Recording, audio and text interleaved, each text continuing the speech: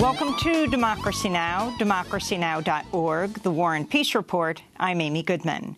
President Trump ordered tariffs Thursday on imported steel and aluminum from Canada, Mexico, and the European Union, prompting criticism from U.S. allies who said they'll introduce retaliatory sanctions. The European Union said it would challenge the U.S. tariffs at the World Trade Organization.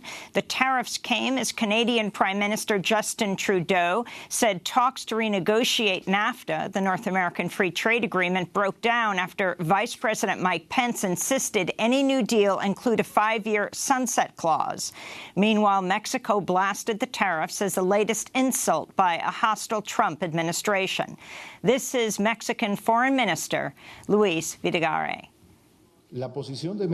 Mexico's position on trade or on immigration or on security or on whatever area of cooperation with the United States will not vary, not because of offensive rhetoric nor unjustified unilateral measures like this type. We will continue to defend the interests of Mexico just as we have done until now. The European Court of Human Rights has ruled Lithuania and Romania violated the rights of 2 accused men by allowing U.S. Central Intelligence Agency to torture them in secret prisons. The court found the countries violated Article 3 of the Geneva Conventions, which requires the humane treatment of prisoners of war. Judges say Lithuania operated a secret CIA black site from 2005 to 6, where accused al-Qaeda recruiter Abu Zubaydah was tortured. They also ruled the prisoner Abdulrahim al-Nashiri was tortured at a CIA prison in Romania between 2004 and 5. The New York Times reports al-Nashiri was tortured at a separate CIA black site in Thailand in 2002, a prison that was overseen by Gina Haspel, who was confirmed last month as CIA director. In Spain, Prime Minister Mariano Rajoy lost a no-confidence vote in Parliament today as a major corruption scandal toppled his administration. Rajoy insists he was unaware of an alleged bribery ring that saw members of the Conservative People's Party receive cash payments in return for political favors. Pedro Sanchez, head of the opposition Socialist Party, will replace Rajoy as Spain's prime minister. Sanchez has the support of the anti-austerity Podemos party, as well as regional parties from Basque Country and Catalonia, although Sanchez has said he won't support Catalonia's bid for independence. Italian lawmakers have agreed to a coalition government led by Eurosceptic populists with Giuseppe Conte as Italy's new prime minister. The coalition brings the right-wing anti-immigrant League Party together with Five Star Movement, which seeks to abandon the euro as Italy's currency.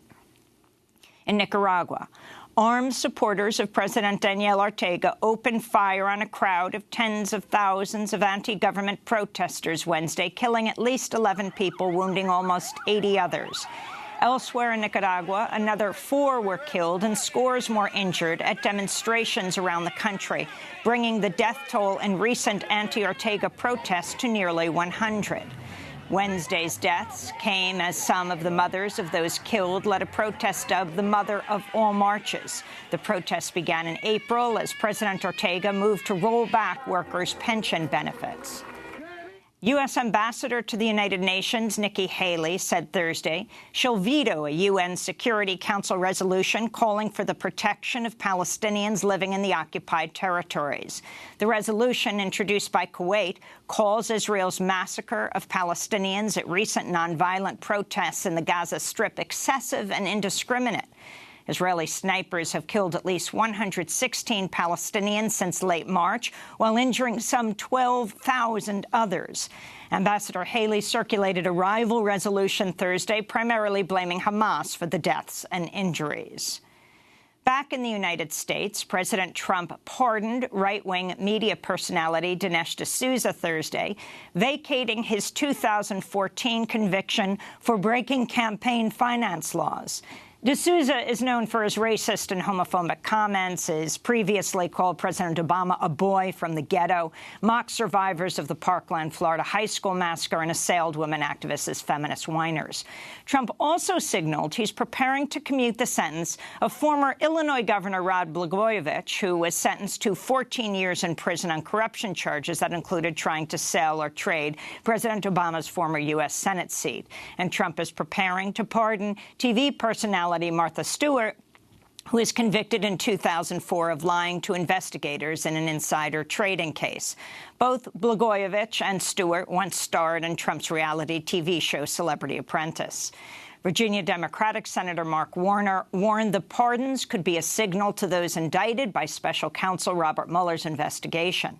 Warner tweeted, quote, "The possibility that he may also be sending a message to witnesses in a criminal investigation into his campaign is extremely dangerous. In the United States of America, no one is above the wall," Warner tweeted.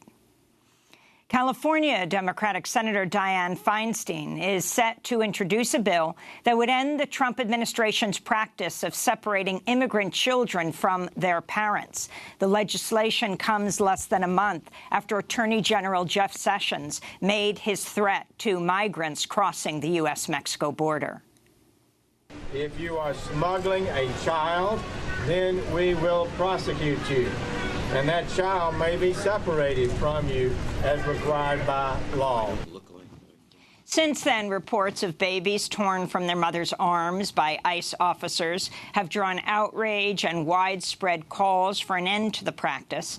Today, the ACLU, National Domestic Workers Alliance, and other groups have called a nonviolent National Day of Action for Children. They're planning protests in at least 36 cities across the United States. President Trump called today for the firing of comedian Samantha Bee after she called Ivanka Trump the C word on her TBS show Full Frontal. Trump tweeted, quote, "Why aren't they firing no-talent Samantha Bee for the horrible language used on her low-rating show?" On her show Wednesday, Bee blasted the president's daughter, who's also a senior White House advisor, over child-parent separations at the U.S. border, showing an Obama-era photo of young people sleeping in cages and a photo of Ivanka Trump and her son posted to Instagram last weekend. This is the clip from Samantha Bee's program. After decades of ignoring the issue, Americans are finally paying attention. Well, most of us. Ivanka Trump, who works at the White House, chose to post the second most oblivious tweet we've seen this week. You know, Ivanka, that's a beautiful photo of you and your child, but let me just say, one mother to another, do something about your dad's immigration practices, you He listens to you. Put on something tight and low-cut and tell your father to stop it. Samantha Bee apologized for her comments Thursday on Twitter, saying, "I crossed a line and I deeply regret it."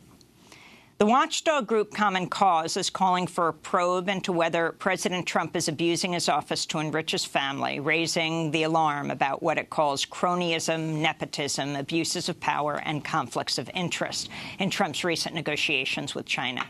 Trump announced he would save Chinese electronics company ZTE from collapse just 2 days after Beijing invested $500 million into a Trump development project in Indonesia. A week before that, Ivanka Trump's fashion business won approval for trademarks in China. Ivanka Trump abruptly left a conference call with reporters on Tuesday when asked about her business in China. In Washington, D.C., the nation's largest union of federal employees has filed suit against an executive order that severely limits the amount of time government workers can spend on union activity. Trump signed the order last Friday, along with other measures that'll make it easier to fire federal workers while compelling federal agencies to negotiate less union-friendly contracts. The president of the American Federation of Government Employees, J. David Cox, said in a statement, "This is a democracy, not a dictatorship. No president should be able to undo a law he doesn't like through administrative fiat." In Las Vegas, Nevada, more than 50,000 casino and restaurant workers are poised to walk out on strike today after their union contracts expired at midnight. Early this morning, the culinary union Local 226 reached a tentative 5-year deal with Caesars Entertainment covering some 12,000 workers that'll avert a strike at 9 casino resorts on the Las Vegas Strip. But talks remain ongoing at a further 25 properties where more than 30,000 workers say they're ready to join picket lines later today. In Washington, D.C., prosecutors have dropped felony charges against several people who face possible decades-long prison terms after they were arrested at President Trump's Inauguration Day, disrupt J20 protests in early 2017. The dismissals came after defense lawyers told the court that federal prosecutors hid dozens of videos from the protesters in a breach of court procedure known as a Brady violation. Although a jury found a first round of defendants not guilty last December, prosecutors have continued to press felony charges against scores of people that could see some of them imprisoned for as much as 60 years. To see our full coverage of the J20 protest trials, you can go to democracynow.org. In Northern Ireland, pro-choice activists deployed robots on the streets of Belfast Thursday to distribute abortion medication in defiance of a near-total ban on abortions. Police seized the 2 robots and the pills they were distributing and said they were investigating whether to press criminal charges. The protests came just days after voters in the Republic of Ireland voted to resoundingly repeal a constitutional ban on most abortions. The move left Northern Ireland as the only part of the United Kingdom and one of the last parts of Europe where abortions are effectively outlawed. This is pro-choice campaigner Eleanor Malone.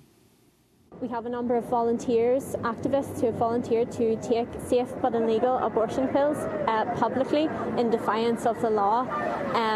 And we are doing this to say that we're not willing to be the bastion of backwardness in the developed world. We have a situation where after the victory of the yes vote in the repeal referendum, Northern Ireland will be one of only 2 jurisdictions in Europe to effectively criminalise women for having abortions, and we're just not willing to accept that. In Argentina, hundreds of women rallied outside the Congress in Buenos Aires Thursday as lawmakers debated whether to legalize abortion in the predominantly Catholic country. Argentina currently only allows abortion with the permission of a judge in cases of rape or a risk to a pregnant woman's life.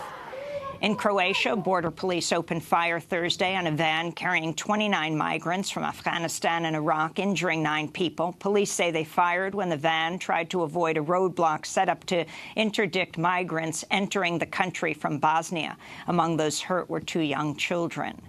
In Hawaii, FEMA has ordered the evacuation of parts of a neighborhood on the state's Big Island as fast-moving lava from Kilauea volcano threatened to destroy more homes.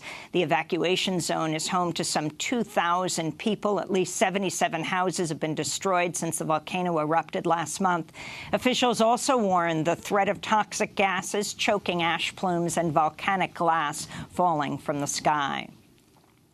And a prison watchdog is calling for an end to the practice of prisons charging co-payments to prisoners seeking medical care.